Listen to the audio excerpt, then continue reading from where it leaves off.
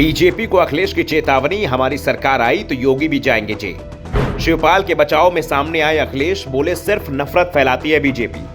Sabarmati river front से अच्छा बना गोमती रिवर फ्रंट, इसी की बीजेपी को तकलीफ। मुलायम परिवार और बीजेपी सरकार में अब तेज हुई लड़ाई, व्यक्तिगत हमले भी तेज।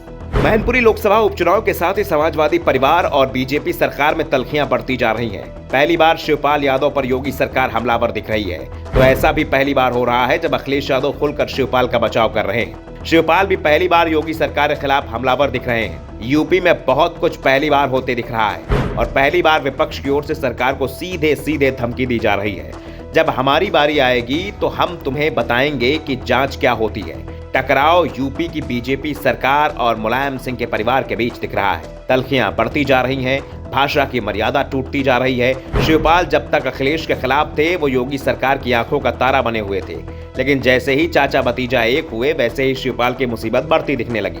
उनकी सुरक्षा पहले ही कम कर दी गई थी। लखनऊ में जो आलीशान सरकारी बंगला शिवपाल को मिला है उसे वापस लेने की तैयारी भी शुरू हो गई है। साथ ही गोमती रिवर फ्रंट के बहाने शिवपाल को जेल में डालने का प्लान भी बनाया जा रहा है। संकेत मुलायम परिवार पर दबाव बनाने के भी मिल रहे हैं। तो दूसरी ओर शिवपाल यादव भी अब खुलकर योगी सरकार पर हमला बोल रहे हैं। गोमती रिवर फ्रंट की सीबीआई जांच पर उन्होंने कहा कि जांच होने दीजिए, जब बुलाया जाएगा तब जाएंगे।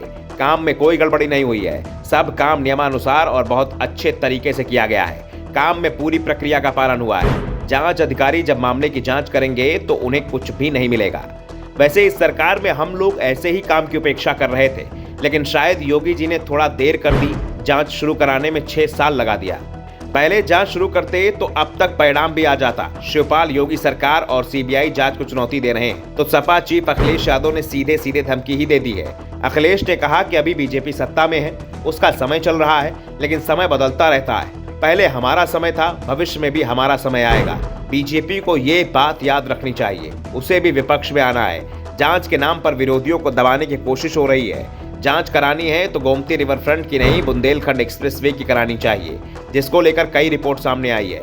बुंदेलखंड एक्सप्रेस का जिस दिन उद्घाटन हुआ दूसरे दिन ही वो ढह गया, लेकिन योगी सरकार बुंदेलखंड एक्सप्रेसवे की जांच नहीं करा रही।